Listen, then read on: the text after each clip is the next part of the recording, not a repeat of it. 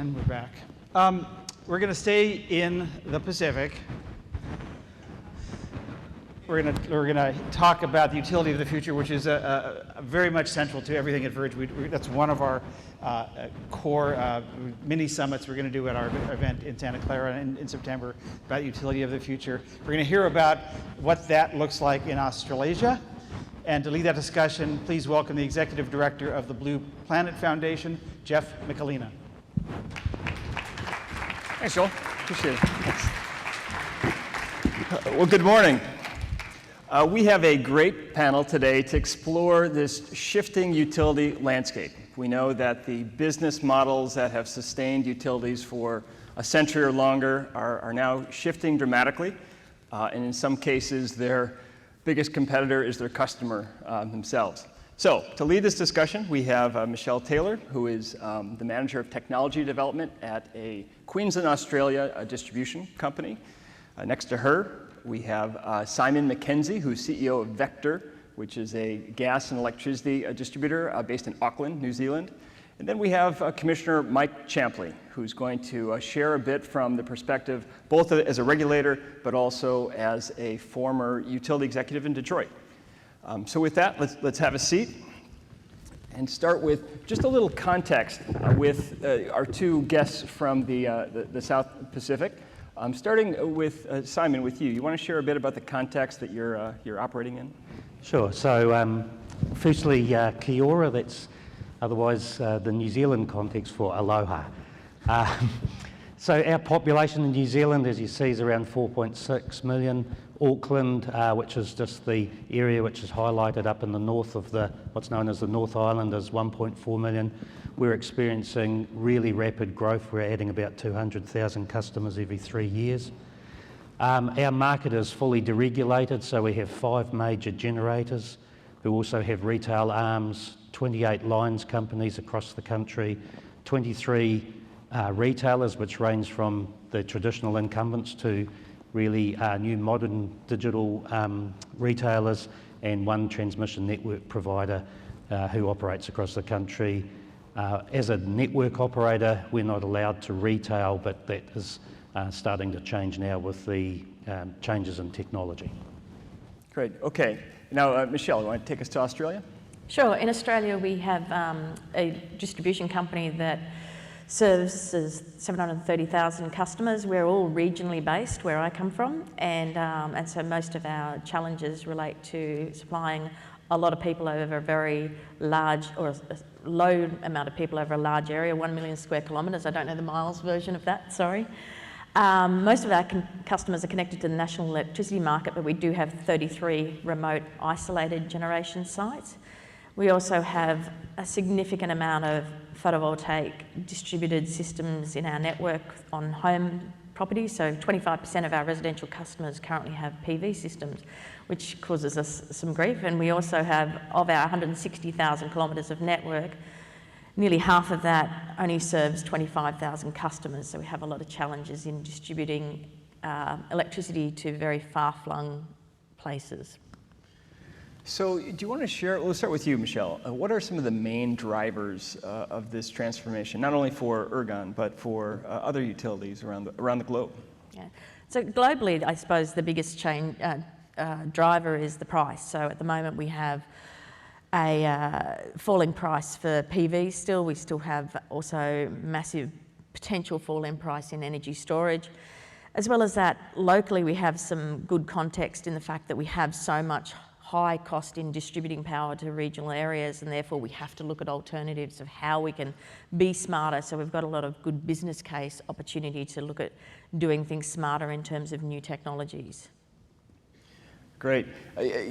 Folks probably saw the news yesterday, today about Tesla looking at buying Solar City and possibly turning into $1 trillion energy company. Does that make you nervous, Simon? Does that keep you up at night? Well, where we sit from in the energy sector, being a network operator that's also looking at other solutions, we see that as more of an opportunity than a threat. I think we have a very strong relationship with Tesla, and the types of solutions we're looking to take to our customers we see that tie-up with Solar City and Tesla as being positive, because we can see how we can take that through to customers and not only give them better solutions, but also we can have much better network effects from that kind of solution. So sometimes when we're talking about this issue, folks reach for a metaphor or some sort of analogy, and telecommunications comes up quite a bit. Do you think that's an accurate sort of metaphor to describe this transition, Commissioner Champley, or is there another one to guide us that might be more accurate?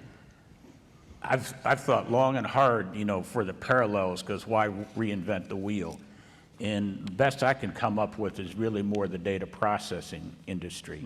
And the way I think about it is in the early 1980s, with the advent of the port PC, when it was first introduced into corporate environments, from my experience, the first thought was, well, this is a disruptive IT technology. It'll make the mainframe obsolete and unnecessary. Well, look what has happened over the last 20, 30 years. We still have PCs, but we have local area networks and servers. We have the internet, but at the end of the internet, or as an essential hub of the internet, are all the data server farms that actually are 50 or 100 megawatts of load. So these are massive things. And so really what we've seen is really a disaggregation, but also a reconnection of all this disparate IT technology. And I often wonder, is that what we're really going through here, the solar PV and storage, and whether you're stay with the grid or go off the grid? And that may be the early way of thinking about it, but over time, is this really going to be a network where we have virtual power plants tied to PV at the distribution level, integrated with a portfolio of other renewable resources of different scale, and we're just optimizing and finding the least cost way? So I tend to think less about telecom and more about IT. Mm-hmm. Simon, do you agree with that sort of analogy? I mean, you're looking at your utility business, is that a metaphor that you also follow? We also have, as portfolio of business, we also have a telecommunications business. I think we probably look a little bit more what's happened in the telco sector, particularly from how customers expect their products and services to be delivered, and then how customers have migrated, particularly in the mobile world, from taking, mobile phones sitting primarily firstly in the commercial and then moving right through to residential. So those characteristics and what's given rise to customer uptake is something we very much focus on. 10 years ago in New Zealand, there were all kinds of pricing plans, and now we see just all-you-can-eat type bundles, and so we can see that occurring in the energy sector as well. So some parallels there. Yeah. Now, Michelle, in Queensland, you guys face a similar situation to Hawaii with some 30% rooftop photovoltaic. How has Ergon, embraced this challenge or pushed back, or how are you tackling that? Is it an opportunity or a threat? Oh, look, it has to be an opportunity, and there are some people that do see it as a threat, but in reality, it's about how do we enable that to happen. You think about it, customers are actually willing to put some money onto enabling the network and enabling renewable energy generation on the network. We've got to do everything possible to have that happen. So we're looking at a whole heap of technologies. The lower cost entries are in the space of enabling smart electronics to enable these connections. And then obviously as the penetration gets higher, then we really need to look at energy storage to help the mix. But power electronics and control of loads are the first tier, and we're doing a lot of work in those spaces. And we're also doing a lot of work in energy storage to enable the next tier, because we know it's coming very soon. So as a government utility, do you have more flexibility in that regard, or do you feel like you're more constrained? It's always a fight. We always find there's challenges in people who don't want to see the changes happen. But at the moment we have a government that's strongly advocating renewable energy, both on a distributed level but also on a centralised level. So we have at the moment, for example, a 2.5 gigawatt peak demand on our network, yet we have 3 gigawatts of solar farm applications on our network. So these are challenges we have to face, and we have to work out how to enable these things to happen. And it's not straightforward, particularly where we've got such a dispersed network. And going back to the communications analogy, that's part of the challenge. How do you control and manage and see what's going on? Right. Simon, you're a private company, And when we were talking, you said there are companies and leaders of utilities that either see this as a threat and they want to slow down the progress. They want to hold on to what you called their legacy privilege. There are others that embrace it. What advice would you give to a utility CEO who's looking at this landscape and trying to navigate it? I guess it all starts with mindset. We very much from the mindset of that the new technology and disruption is a huge opportunity as opposed to a threat, that the world's obviously going to be in the energy sector very much driven from a model of control and providing customers with an outcome to where customers want choice. And so what we're seeing by us taking that view, we see the opportunity in New Zealand is revenues outside of our traditional model are about $4.5 billion, and then being able to, which we're already doing, exporting some of the solutions offshore. So we see a huge opportunity. One of the other aspects to it for us as a listed company, our ownership model I think is pretty unique because we have a 75% owner, which is it's known as the Auckland Electricity Consumers Trust. So it's a community ownership model that also is a listed, and with that we see the engagement through that model with communities driving some really positive outcomes for us as a business to grow, but also for the community. Just a really quick example is we ran a competition with regards to deploying solar in Tesla Powerwalls. 130 of those devices to be deployed on people that basically nominated their friends or families, community groups or schools. From a social media perspective, we had 5 million impressions that was from around the globe, and the marketing return on that was about 3.5 times the traditional marketing spend. So we think that whole community ownership and engagement through the communities another aspect that needs to be seriously thought about, because otherwise they're going to do it themselves anyway. So in looking at, that's fairly progressive for a utility to be offering batteries to their customers. How do you make money in that new world? Actually, we have lease plans for customers. Some of the battery deployment is also linked to how we are then avoiding costs in our networks, and that's a really key point. Some of the traditional, we're deploying a power pack as we speak now. Just a simple example of that, the traditional network solution versus the power pack solution. The power pack solution is a third of the cost of the traditional network solution, and we're very much at the sharp end of having to think about this because of the amount of growth that we're facing in the country and the cost of deploying traditional equipment versus new technology. We're seeing the huge benefits of doing that. Mm-hmm. Are you worried at all? The challenge that any company faces is investing in the system, investing in the grid, and then increasingly with technology, the risk of customers perhaps going alone and going off grid. Yeah, I think that's just basically a mindset around if we can provide those solutions to customers, then we're kind of migrating capital away from sinking it in assets in the ground or traditional assets like transformers to earning revenues on providing those solutions to customers. So again, we see that as an opportunity. That's great. Commissioner, I want to turn to you, and before I ask a question, I want to just take a moment and thank you for your service on the Public Utilities Commission. If we can give Commissioner a quick round for his service. Thank you. I will say at Blue Planet Foundation, we're going to miss you there. It was good to have someone with engineering background as a utility executive and bringing that vantage. So, that said, you've served both roles now. You've been a utility executive, you've been a consultant, you've also been a regulator. As we see this very fluid, dynamic environment, technology changing, business models changing, who ultimately makes the decision? Is it going to be the utility executives? Is it going to be the regulators? Are the customers going to drive this? In Hawaii, we saw some 80,000 folks make the choice and invest their private capital into a power plant on their roof. Are they the ones that get to make the choice, or is it the regulator or the utility? Inevitably, it will be the customer. No matter how many barriers you erect, the customers, The other thing is that that said, the customers will be the ultimate decision maker. There may be a lot of friction in terms of how their ultimate ability to make the decision. But the other thing that will happen is that economics will come to play.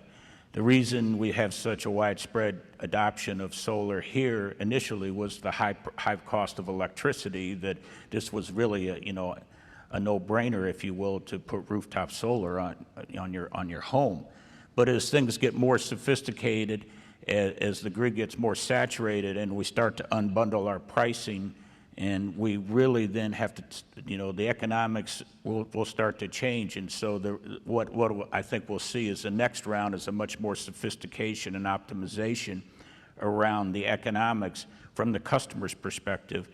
And that really won't necessarily mean the customers have to be more sophisticated. It means that the developers and the others, whether it's the local distribution company equivalent here in the U.S., will have that opportunity to bring those products and services to the customer.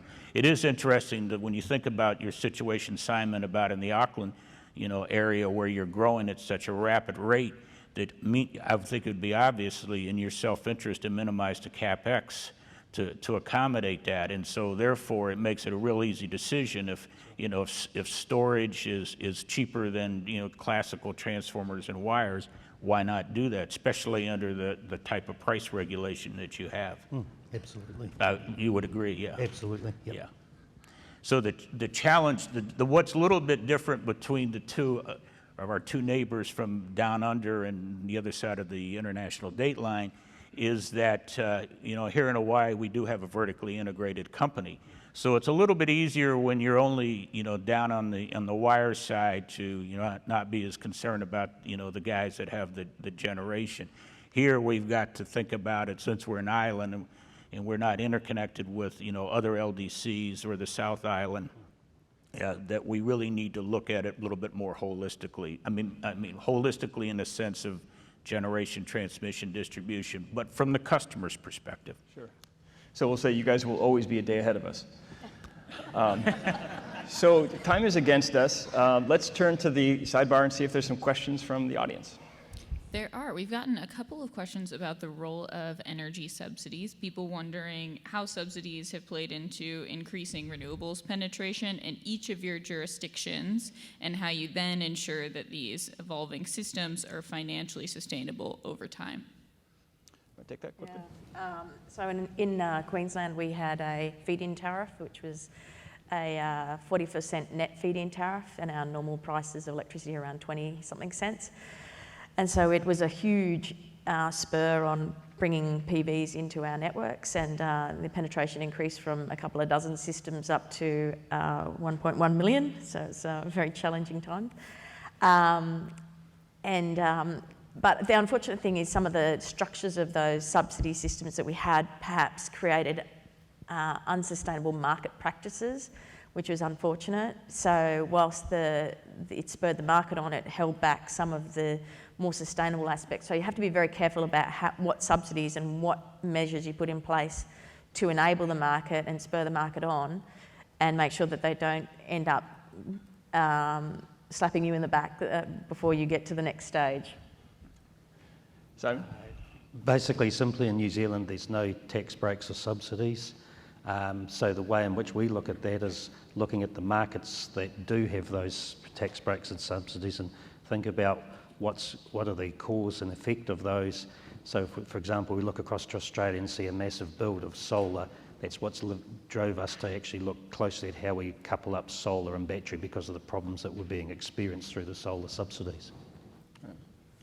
You want to share the Hawaii Sure. experience? The biggest challenge with subsidies is, while they're usually well intended to start with, is how, it's what you said, is how do you know when to quickly, or not so quickly change them and move them to where the next set of barriers are to help, grease the market, if you will. Yeah. Any other questions? Yeah, we are also getting some interest in the whole concept of demand response, and potentially looking down the road at some interesting technological integrations like EVs, how those could play into all of this. So could any of you talk about how you're thinking about what may be coming down the pike?